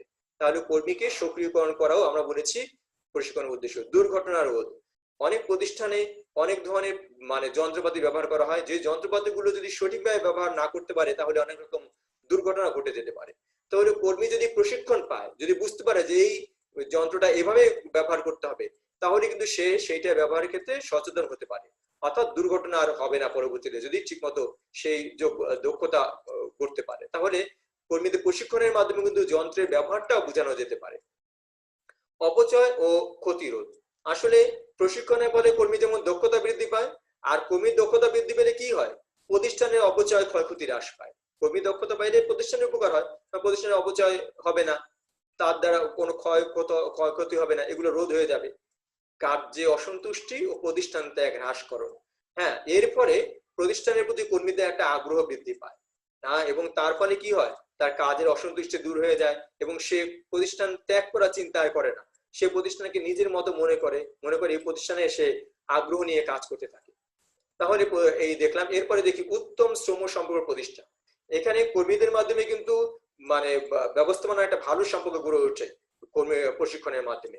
ব্যবস্থাপনার সাথে বিভিন্ন কর্মীদের সাথে, এমনকি কর্মীদের মধ্যেও যারা যারা প্রশিক্ষণে থাকে তাদের মধ্যে একটা ভালো সম্পর্ক গড়ে ওঠে, তার উত্তম শ্রম সম্পর্ক প্রতিষ্ঠা হয়।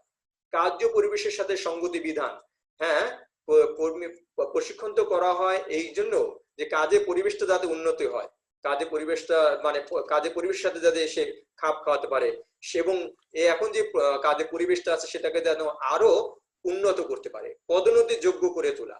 প্রতিষ্ঠানের প্রশিক্ষণ কর্মী গ্রহণ করলে কিন্তু কর্মী কি করবে, সে তার নিজের যোগ্যতা না দক্ষতা উন্নয়ন করতে পারবে, আর দক্ষতা উন্নয়ন করলে কিন্তু প্রতিষ্ঠান পরবর্তী উচ্চতর পদে পদোন্নতির যোগ্য হবে। তাহলে কর্মীকে পদোন্নতির যোগ্য করে তোলাও কিন্তু প্রশিক্ষণের একটা উদ্দেশ্য।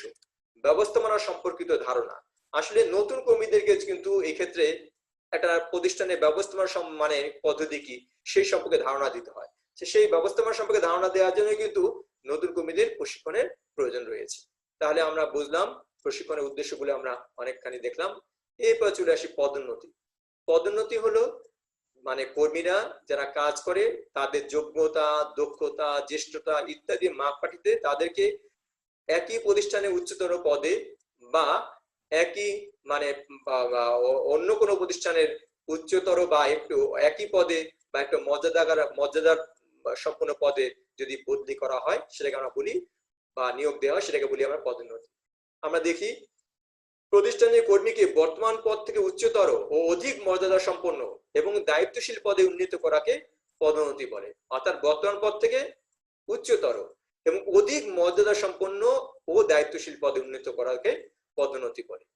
পদোন্নতির ফলে কি হয়, কর্মীর সম্মান বাড়ে, মর্যাদা, দায়িত্ব, কর্তব্য, বেতন, ভাতা, সুযোগ সুবিধা এই সবগুলো কিন্তু বেড়ে যায় পদোন্নতির ফলে। তার যেমন বেতন সুবিধা বাড়ে, ভাতা বাড়ে, পাশাপাশি তার সম্মান বা মর্যাদাও কিন্তু বেড়ে যায়। পদোন্নতি কর্মীদের কার্য সন্তুষ্টি বৃদ্ধি করে, প্রতিষ্ঠানের প্রতি আস্থা ও আনুগত্য বৃদ্ধি করে এবং কার্যে নব উদ্দীপনা জাগ্রত করে। পদোন্নতি ফলে সে নিজে সন্তুষ্ট হয়, প্রতিষ্ঠানের প্রতি তার আস্থা বেড়ে যায়, আনুগত্য বেড়ে যায় এবং সে নব উদ্দীপনা নিয়ে প্রতিষ্ঠানের কাজে আত্মনিয়োগ করতে পারে। আমরা দেখি পদোন্নতির প্রকারভেদ। পদোন্নতিকে প্রধানত দুই ভাগে ভাগ করা হয়েছে, একটা উলম্ব বা খাড়াখাড়ি পদ্ধতি যেটাকে আমরা বলছি ভার্টিক্যাল প্রমোশন। এই ভার্টিক্যাল প্রমোশন হলো একই বিভাগের পরবর্তী উচ্চতর বিভাগে যদি আমি তাকে পদোন্নতি দিই, যে বিভাগে কাজ রয়েছে, যেমন একজন কর্মী মনে করো রয়েছে ক্রয় বিভাগে, সে ক্রয় বিভাগের একসময় ছিল সহকারী ম্যানেজার, তাকে এখন ম্যানেজারের জন্য পদোন্নতি দেওয়া হলো ম্যানেজার পদে। তাহলে এটা হলো কি হলো, এটা উলম্ব বা খাড়াখাড়ি পদোন্নতি, যেটাকে বলি আমরা ভার্টিক্যাল প্রমোশন। অর্থাৎ প্রতিষ্ঠানের কোন বিভাগের কর্মরত কর্মীকে একই বিভাগের পরবর্তী উচ্চতর পদে অধিষ্ঠিত করা হলে তাকে উলম্ব বা খাড়াখাড়ি পদোন্নতি বলে। এবার সমান্তরাল পদোন্নতি হলো কি, প্রতিষ্ঠানের অন্য কোনো বিভাগে অধিকতর গুরুত্বপূর্ণ বা দায়িত্বশীল পদে অথবা এক ধাপ উচ্চতর পদে যদি আমরা তারা বদলি করি,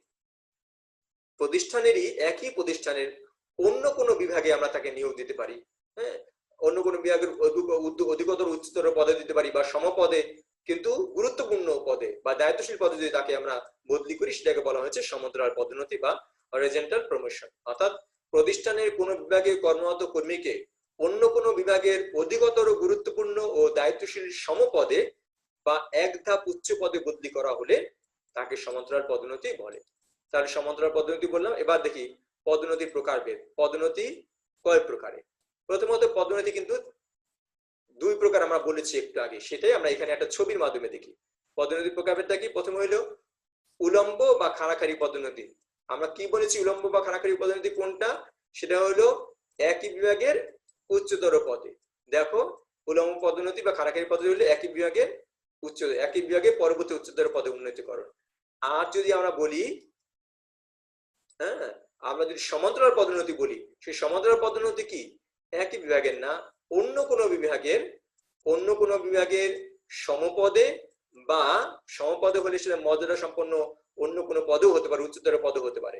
অন্য বিভাগে অধিক দায়িত্ব সম্পন্ন সমপদে বা উচ্চতর পদে যদি উচ্চ পদে বদলি করা হয়, সেটাকে আমরা বলছি সমান্তরাল পদোন্নতি। তাহলে আমরা এক নজরে পদোন্নতির প্রকারভেদটা এখানে দেখলাম। উলম্ব বা খাড়াখাড়ি পদোন্নতি হলো এক বিভাগে পরবর্তী উচ্চতর পদে উন্নীতকরণ, আর সমান্তরাল পদোন্নতি হলো অন্য বিভাগে অধিকতর দায়িত্বশীল সমপদে বা উচ্চ পদে বদলি। এবার আমরা পদোন্নতির ভিত্তি দেখব। পদোন্নতি আসলে কয়েকটা ভিত্তিতে পদোন্নতি দেওয়া হয়, কর্মীদের বিবেচনা করা হয় যে কি চিন্তা করে কর্মীকে পদোন্নতি দেওয়া হবে। সেই চিন্তাটাকে আমরা বলেছি পদোন্নতির ভিত্তি। বিবেচনা করা যায় যে বিষয়গুলো বিবেচনা করে কর্মীকে পদোন্নতি দেওয়া হয়। সেক্ষেত্রে তিনটা বিষয় বিবেচনা করা হতে পারে। একটা হলো জ্যেষ্ঠতা ভিত্তিক পদোন্নতি, আরেকটা হলো মেধা ভিত্তিক পদোন্নতি, আরেকটা হলো জ্যেষ্ঠতা মেধা ভিত্তিক পদোন্নতি, দুটার সমন্বয়। জ্যেষ্ঠতা ভিত্তিক পদোন্নতি কি? জ্যেষ্ঠতা ভিত্তিক পদোন্নতি হলো প্রতিষ্ঠানে কর্মীরা কাজ করছে, দীর্ঘদিন কাজ করছে, সেক্ষেত্রে তার দেখা হচ্ছে তার কাজে কতদিন যাবত প্রতিষ্ঠানে কাজ করছে, কাজের সময়কালকে দেখা হচ্ছে। একটা প্রতিষ্ঠানের কর্মী যত দীর্ঘ সময় বেশি কাজ করেছে প্রতিষ্ঠানের জন্য, তাকে কিন্তু এক্ষেত্রে এক নম্বরে রাখা হয় পদোন্নতির তালিকায়। অর্থাৎ কাজের সময়কালের ভিত্তিতে পদোন্নতি যে দেওয়া হয়, এক্ষেত্রে দক্ষতা যোগ্যতার কোনো গুরুত্ব দেওয়া হয় না। আর মেধাভিত্তিক পদোন্নতিতে কিন্তু জ্যেষ্ঠতা দেখা হয় না। সেখানে যাকে পদোন্নতি দেওয়া হবে সে কতটুকু দক্ষ, সে কতটুকু যোগ্য, সেই যোগ্যতার মাপকাঠি বিচার করে কিন্তু তাকে পদোন্নতি দেওয়া হচ্ছে। অর্থাৎ তাকে সে দীর্ঘদিন চাকরি করলেও প্রতিষ্ঠানের জন্য, সেটা এখানে দেখার বিষয় না। সে মানে যোগ্য কিনা, দক্ষ কিনা, সেগুলো বিষয় বিবেচনা করে কিন্তু এখানে আমাদের পদোন্নতি দেওয়া হচ্ছে। তাহলে এটাই বলা হচ্ছে মেধাভিত্তিক পদোন্নতি, মেধার ভিত্তিতে। আর জ্যেষ্ঠতা মেধা ভিত্তিক পদোন্নতি হলো কি? আসলে এই দুটোর মধ্যে কিছু সমস্যা রয়ে গেছে। আমি জ্যেষ্ঠতা ভিত্তিক পদোন্নতি দেই, তাহলে কি হচ্ছে, জ্যেষ্ঠ ব্যক্তিকে পদোন্নতি দিলাম কিন্তু সে যোগ্য নাও হতে পারে, সে দক্ষ নাও হতে পারে, শুধুমাত্র মানে চাকরির সময়কালের কারণে সে পদোন্নতি পেয়ে গেল। একজন অযোগ্য লোকও কিন্তু পদোন্নতি পেয়ে যেতে পারে, তাহলে সেটা প্রতিষ্ঠানের জন্য ভালো না। আবার মেধাভিত্তিক পদোন্নতির ক্ষেত্রে কি হয়, মেধার কারণে পদোন্নতি পেয়ে গেল, কিন্তু একজন লোক দীর্ঘদিন প্রতিষ্ঠানে কাজ করছে, সে কাজ করতে করতে মানে তার মধ্যে একটা হতাশা এসে গেছে, তার কোনো পদোন্নতি নেই, এরকমও হতে পারে। তো দুটোরই সমস্যার সুবিধা আছে বিধায় এই দুটোকে সমন্বয় করে একটা বিষয় বলা হয়েছে জ্যেষ্ঠতা মেধা ভিত্তিক পদোন্নতি। অর্থাৎ এক্ষেত্রে জ্যেষ্ঠতা এবং মেধা দুটো একত্রে বিবেচনা করা হয়। অর্থাৎ কি করা হয়, জ্যেষ্ঠ ব্যক্তি যদি মানে দুইজন জ্যেষ্ঠ ব্যক্তির মধ্যে যিনি মেধায় বেশি, তাকে কিন্তু গুরুত্ব দেওয়া হচ্ছে। আবার একই মেধার মধ্যে যদি একজন জ্যেষ্ঠ হন, তাকে গুরুত্ব দেওয়া হচ্ছে। অর্থাৎ আবার আমি আরেকবার রিপিট করি, মনে করো একই জ্যেষ্ঠতার কয়েকজন কর্মী আছে, তখন কিন্তু দেখা হচ্ছে মেধা বা যোগ্যতায় কে বেশি দক্ষ, তাকে নিয়ে পদোন্নতি দেওয়া হচ্ছে। অথবা একই যোগ্যতার একই দক্ষতার কর্মী থাকে, তার মধ্যে তখন দেখা হচ্ছে জ্যেষ্ঠতায় কে আছে এগিয়ে, তাকে পদোন্নতি দেওয়া হচ্ছে। তাহলে এইভাবে করে জ্যেষ্ঠতা পদোন্নতি ভিত্তিতে আমরা জ্যেষ্ঠতা মেধা ভিত্তিতে পদোন্নতি দিতে পারি। এবার আসি ব্যবস্থাপনা উন্নয়ন। ব্যবস্থাপনা উন্নয়ন কি? ব্যবস্থাপনা উন্নয়ন হলো আসলে প্রতিষ্ঠানের যে ব্যবস্থাপক আছে তাদের থেকে সঠিক কার্যক্ষমতা বের করে নেওয়ার জন্য তাদের বিভিন্ন ধরনের মানে গুরুত্বপূর্ণ দায়িত্ব পালন করতে হয়। সেই জন্য তাদেরকে বিভিন্ন প্রক্রিয়ার মাধ্যমে তাদেরকে সেই জায়গায় উন্নীত করা, অর্থাৎ ধারাবাহিক প্রশিক্ষণের মাধ্যমে ব্যবস্থাপক বা নির্বাহীর কার্যদক্ষতা, জ্ঞান, ব্যক্তিত্ব, মনোভাব, দূরদৃষ্টি ও সিদ্ধান্ত গ্রহণ ক্ষমতা বৃদ্ধি করে ফলপ্রসূ ও দক্ষতার সাথে বর্তমান ও ভবিষ্যৎ দায়িত্ব পালনের উপযোগী করে তোলার প্রক্রিয়াকে ব্যবস্থাপক বা ব্যবস্থাপনা উন্নয়ন বলে। তাহলে আমরা বুঝতে পারলাম ব্যবস্থাপক বা নির্বাহীর কতগুলো আমরা নির্দিষ্ট করে দিলাম, যেমন কার্যদক্ষতা, জ্ঞান, ব্যক্তিত্ব, মনোভাব, দূরদৃষ্টি, সিদ্ধান্ত গ্রহণ ক্ষমতা, হ্যাঁ, এগুলো বৃদ্ধি করে সে যাতে ফলপ্রসূ ও দক্ষতার সাথে বর্তমান বা ভবিষ্যতের দায়িত্ব পালনের উপযোগী হতে পারে, সেই জন্য যে প্রক্রিয়া নেওয়া হচ্ছে সেটাকে আমরা বলেছি ব্যবস্থাপক বা ব্যবস্থা উন্নয়ন প্রক্রিয়া। তো এই ব্যবস্থা উন্নয়ন পরিকল্পনায় যে যে কর্মসূচিগুলো গ্রহণ করা হয় সেগুলো হলো উদ্ভাবনী ক্ষমতা, ব্যবস্থাপকের উদ্ভাবনী ক্ষমতা বৃদ্ধি করা যায় কিনা সেটা খেয়াল করা হয়। এদিকে ব্যক্তিত্বের বিকাশের চেষ্টা করা হয়, তাদের প্রয়োজনীয় জ্ঞান তারা অর্জন করতে পারে সেটা দেখা হয়, দক্ষতা ও মানবীয় গুণাবলীর যেন তাদের উন্নয়ন হয় এবং তাদের সামর্থ্য যেটা সেই সামর্থ্যের যেন তারা সৎ ব্যবহার করতে পারে সেজন্য তাদেরকে উন্নয়ন করা হয়। তাহলে আমরা ব্যবস্থাপক উন্নয়নে কিন্তু আমরা দেখলাম। এবার আসি ব্যবস্থাপক উন্নয়নের গুরুত্ব। ব্যবস্থাপনা উন্নয়ন কিন্তু অনেক গুরুত্বপূর্ণ একটা প্রতিষ্ঠানের জন্য। আসলে ব্যবস্থাপকদের উপরেই কিন্তু প্রতিষ্ঠানের অনেকখানি সাফল্য নির্ভর করে, না সার্বিক সাফল্য নির্ভর করে, কারণ তাদের মাধ্যমে কিন্তু কর্মীরা পরিচালিত হবে। তো সেই ব্যবস্থাপকদের উন্নয়ন করা দরকার। সে প্রথমেই বলা হয়েছে পরিবর্তনের সাথে খাপ খাওয়ানো। আসলে আমরা জানি বর্তমান বিশ্ব প্রতিযোগিতামূলক বিশ্ব, প্রতিনিয়ত ব্যবসায় নানা পরিবর্তন সংঘটিত হচ্ছে। এই পরিবর্তনের সাথে তাল মিলিয়ে চলার জন্য ব্যবস্থাপকদের সর্বাধুনিক কৌশল, পদ্ধতি ও পরিবর্তন সম্পর্কে সদা ওয়াকিবহাল থাকা দরকার। কি কি পরিবর্তন হচ্ছে সেগুলো সবসময় তাদের জানা থাকা দরকার। আর সেই জানার জন্য পরিবর্তনকে অবহিতকরণ বা কৌশল দক্ষতা প্রদান করা হয় কিন্তু ব্যবস্থাপনা উন্নয়নের মাধ্যমে। এই যে কি কি পরিবর্তন হচ্ছে সেই পরিবর্তনগুলো তাদের জানানো এবং এই ক্ষেত্রে তার কৌশল কি হবে এগুলো তাদেরকে অবহিত করার জন্য আমাদের বলছি পরিবর্তনের সাথে খাপ খাওয়ানো। এইগুলোই বলেছি আমরা যে ব্যবস্থাপনা উন্নয়নের জন্য। নতুন কার্যপদ্ধতি প্রবর্তন, হ্যাঁ, ব্যবস্থাপনার ক্ষেত্রে এইটাও খেয়াল করতে হয়, নতুন নতুন প্রযুক্তি পরিবর্তন হচ্ছে, নতুন নতুন জ্ঞান ধ্যান ধারণা সামনে চলে আসছে, তাই না? তো নতুন কার্যপদ্ধতি চলে আসছে, এই সবগুলোর সাথে তো খাপ খাওয়াতে হবে। প্রতিষ্ঠান তো এক জায়গায় স্থবির হয়ে থাকতে পারে না, প্রতিষ্ঠানকে গতিশীল রাখতে হয়। গতিশীল রাখার জন্য কি করতে হয়? সেই প্রতিষ্ঠানকে ব্যবসায়ের কারিগরি প্রযুক্তি সামাজিক পরিবর্তন যা হয় তার সাথে কিন্তু প্রতিষ্ঠানেরও তাল মিলিয়ে চলতে হয়। আর এই জন্যই ব্যবস্থাপনা উন্নয়ন করে ব্যবস্থাপকদের কারিগরি, তাদের প্রযুক্তিগত জ্ঞান এবং তাদের দক্ষতার সমন্বয় ঘটিয়ে সমৃদ্ধি ঘটিয়ে ব্যবস্থাপকদের উন্নয়ন করা যায়। এবার আসি আমরা প্রতিষ্ঠানের লক্ষ্য অর্জন। আসলে ব্যবস্থাপক যদি উন্নয়ন করা যায় তাহলে তাদের মাধ্যমে কিন্তু প্রতিষ্ঠানের লক্ষ্য অর্জিত হবে। এই জন্য বলা হচ্ছে প্রতিষ্ঠানের লক্ষ্য অর্জন। দক্ষতার উন্নয়ন, প্রতিষ্ঠান আসলে ব্যবস্থাপক উন্নয়ন কি? ব্যবস্থাপকদের দক্ষতার উন্নয়ন, এটাই তো। তাহলে আমরা বলতে পারি ব্যবস্থাপক উন্নয়ন করলে দক্ষতার উন্নয়ন হয়, সেই দক্ষতা এবং ব্যবস্থাপকের হয়, ব্যবস্থাপকের মাধ্যমে কিন্তু প্রতিষ্ঠানের অন্যান্য কর্মীদের হয় এবং সর্বোপরি প্রতিষ্ঠানের উন্নয়ন হয়। বহুমুখী জ্ঞান দান, আসলে বিভিন্ন জ্ঞান দরকার। একটা প্রতিষ্ঠানের ব্যবস্থাপক কিন্তু একদিকে ধারণা নিয়ে থাকলে হবে না, তাকে বরঞ্চ মানে মানে বিশ্বের বহুবিধ বিষয় সম্পর্কে তাকে ধারণা রাখতে হয়। এই বহু বিষয়ে জ্ঞানে যাতে সে অধিকারী হতে পারে এই জন্য তাকে প্রশিক্ষণ বা তার উন্নয়ন দরকার, যার মধ্যে সে তার মধ্যে প্রতিভার বিকাশ সাধিত হতে পারে, তার অভিজ্ঞতা জ্ঞানের পরিধি বিস্তৃত হতে পারে এবং সর্বোপরি তার দৃষ্টিভঙ্গির সম্প্রসারণ হতে পারে। তাহলে সেটা বলা হয়েছে এখানে সেকেলে ব্যবস্থাপনা। আসলে যদি উন্নয়ন না হয় ব্যবস্থাপকের তাহলে তো সে একেবারে সেকেলে জায়গায় পড়ে থাকবে। আধুনিক ব্যবস্থাপনা পদ্ধতি, আধুনিক প্রযুক্তি, আধুনিক নীতি নিয়ম রীতি এই সবগুলো কিছুই সে জানবে না। তো সেই জন্য কিন্তু ব্যবস্থাপকের উন্নয়ন প্রয়োজন। এবার আসি কার্য সন্তুষ্টি অর্জন।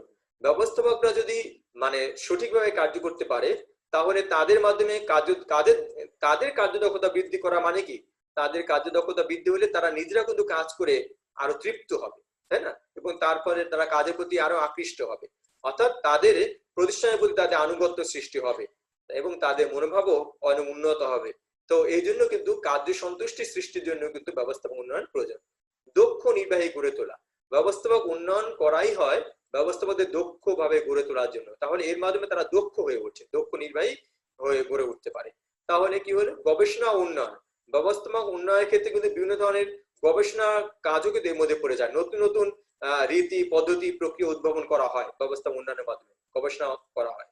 সম্পদের সদ্ব্যবহার, একটা প্রতিষ্ঠানে যত সম্পদ থাকে কোনো সম্পদ যেন অলস পড়ে না থাকে, কোনো সম্পদ যেন অব্যবহৃত পড়ে না থাকে, সবগুলো যেন কাম্য ব্যবহার হতে পারে, সেই জন্য ব্যবস্থাপকদের উন্নয়ন করা হয়।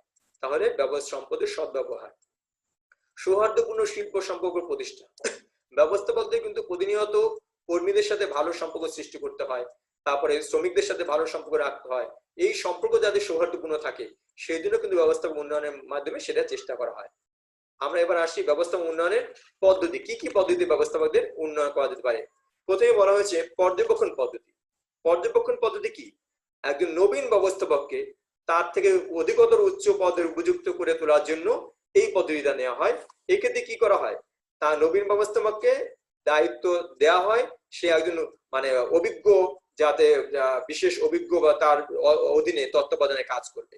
সে অভিজ্ঞ ব্যক্তির অধীনে কাজ করতে করতে সে কিন্তু পর্যবেক্ষণ করে, পর্যবেক্ষণ করে সে কিন্তু তার জায়গায় উন্নয়ন ঘটাতে পারে। কোচিং, কোচিং করা হয় কিভাবে, এখানে প্রতিষ্ঠানের দক্ষ ব্যবস্থাপক কর্তৃক কার্যক্ষেত্রে নবীন ব্যবস্থাপকদের দক্ষতার সঙ্গে দায়িত্ব পালন সম্পর্কে কিছু নির্দেশনা বা কিছু প্রত্যক্ষ কাজে তত্ত্বাবধান করে তারা ভুল ধরায়া দেয়। হ্যাঁ, তাদের বা এইভাবে যোগ্য করে তুলতে পারে, তাদের নির্দেশনা দিতে পারে, এইটা করো, এইভাবে করো, এইভাবে করবে, বা তোমার কাজে এই জায়গাটা ভুল হয়েছে, এইভাবে করে তাদের সরাসরি যদি তাদের অধীনে কাজ করে তাহলে সেটাকে বলে কোচিং। পদ আবর্তন, একজন কর্মীকে এক পদ থেকে আরেক পদে যদি কাজ করানো হয়, বিভিন্ন পদে যদি তাকে ঘুরিয়ে ঘুরিয়ে কাজ করানো হয় তাহলে কি হয়, সে কিন্তু সব ধরনের কাজে দক্ষ হয়ে ওঠে। তাহলে সেই জন্য বলা হয়েছে পদ আবর্তন, অর্থাৎ অপেক্ষাকৃত সহজ থেকে জটিলতর কাজে নিয়োগদানের মাধ্যমে এটা হতে পারে। অর্থাৎ এক বিভাগ থেকে অন্য বিভাগে, এক পদ থেকে অন্য সমপদে বা উচ্চতর পদে স্থানান্তর করে যদি করা হয় তাহলে সে কিন্তু সেই সম্পর্কে, ওই কাজ সম্পর্কে ধারণা নিতে পারে, জ্ঞান অভিজ্ঞতা অর্জন করতে পারে। কমিটি সম্পৃক্ততা, অনেক সময় এমন হয় প্রতিষ্ঠানে কাজ করার জন্য বিভিন্ন কমিটি করে দেওয়া হয়, সেই কমিটিতে কিন্তু কি করা হয়, নবীন প্রবীণের সংমিশ্রণ ঘটানো হয়। হ্যাঁ, নবীন ব্যবস্থাপকদের দেওয়া হয় অভিজ্ঞদের সাথে, যাতে তারা তাদের সহকারী হিসাবে অভিজ্ঞদের সহকারী হিসেবে তারা কাজ করতে পারে এবং কাজ করে তারা কিন্তু তারা নিজেদের উন্নয়ন ঘটাতে পারে। সহকারী হিসাবে নিয়োগ, অনেক সময় একজন ব্যবস্থাপকের অধীনে একজন সহকারী ব্যবস্থাপক পদ সৃষ্টি করে দেওয়া হয়।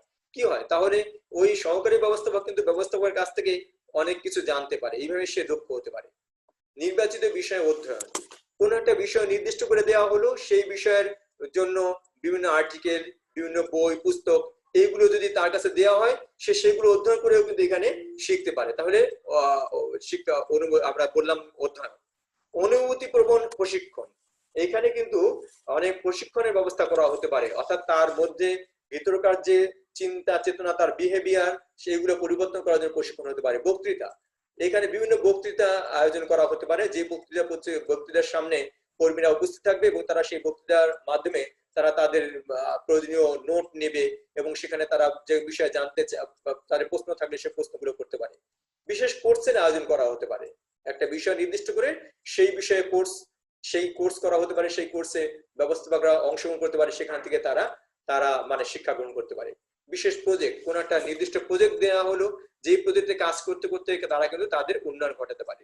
সেমিনার, ওয়ার্কশপ, কনফারেন্সে আয়োজন করা হতে পারে। আর সেমিনার আয়োজন করা হলো, সেমিনারে একটা বিষয় নিয়ে আলোচনা হলো, সেখানে ব্যবস্থাপকরা তাদের বিভিন্ন ধরনের প্রশ্ন করতে পারে, প্রশ্ন করে তারা তাদের হাতে কলমে কাজ করতে পারে। এই কাজ করার মাধ্যমে তারা কিন্তু এখান থেকে শিক্ষা লাভ করতে পারে।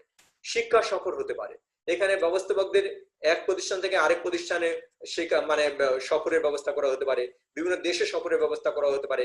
এইভাবে সফরের মাধ্যমে তারা কিন্তু অনেক কিছু শিক্ষা লাভ করতে পারে। তাহলে শিক্ষা সফরের কথা এখানে বলা হয়েছে। এখন দেখো ব্যবস্থাপনা উন্নয়নের পদ্ধতি, বাহ্যিক পদ্ধতি যদি আমরা বলি, ঘটনা পর্যালোচনা, কোন একটা ঘটনা ঘটে গেছে, সেই ঘটনা পর্যালোচনার মাধ্যমে কিন্তু ব্যবস্থাপনার উন্নয়ন হতে পারে। নাট্যাভিনয় কৌশল, অর্থাৎ একটা বিষয় অভিনয় করে করে তাদের সামনে উপস্থাপন করা হতে পারে, একটা বিভিন্ন ক্যারেক্টার তৈরি করে সেই ক্যারেক্টারের বিষয়গুলো অভিনয়ের মাধ্যমে ব্যবস্থাপকদের বোঝানো হতে পারে এবং তার মাধ্যমে তাদের উন্নয়ন হতে পারে। ব্যবস্থাপনা ক্রীড়া, এখানে বিভিন্ন খেলাধুলার মাধ্যমে কিন্তু ব্যবস্থাপকদের ট্রেনিং এর ব্যবস্থা করা যেতে পারে। আচরণ মডেলিং, ব্যবস্থাপকদের আচরণ কি হতে পারে, কোনটা মানে সঠিক আচরণ, সেই আচরণগুলো তাদেরকে মডেলিং এর মাধ্যমে তাদেরকে জানিয়ে দেওয়া হতে পারে। তাহলে আমাদের এই হলো কর্মী সংস্থান। আমরা কর্মী সংস্থান চ্যাপ্টার শেষ করতে যাচ্ছি। আমরা এখানে অনেক বড় একটি ব্যাপক বিষয় নিয়ে আলোচনা করলাম, যার মধ্যে কর্মী সংগ্রহ ছিল, কর্মী নির্বাচন ছিল, প্রশিক্ষণ ছিল, পদোন্নতি ছিল, ব্যবস্থাপনা উন্নয়ন ছিল। এই সবগুলো বিষয় মিলেই কিন্তু কর্মী সংস্থান। হ্যাঁ, আশা করি তোমরা এখান থেকে যা শিখেছো তোমরা মানে চেষ্টা করবে বাসা পড়াশোনা করে এই বিষয়টাকে আরো উন্নত ডেভেলপ করতে। আমাদের আজকের ক্লাস আমরা শেষ করতে যাচ্ছি। দেখা হবে পরবর্তী ক্লাসে। সেই পর্যন্ত তোমরা সবাই ভালো থেকো, সুস্থ থেকো। ধন্যবাদ সবাইকে।